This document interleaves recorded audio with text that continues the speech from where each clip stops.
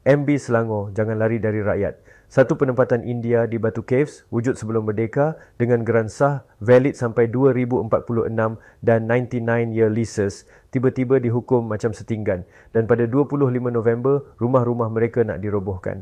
So the real question now, MB Selangor, why the silence?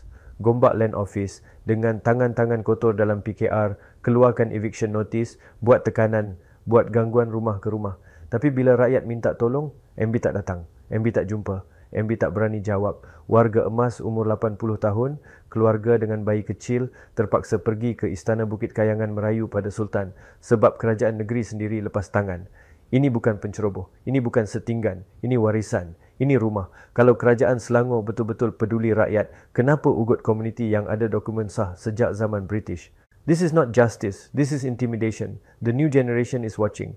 And kita nak jawapan, bukan alasan. Batu Caves Indian Settlement tak akan tunduk dan suara generasi baru tak akan diam. MB Selangor, come out and face the people.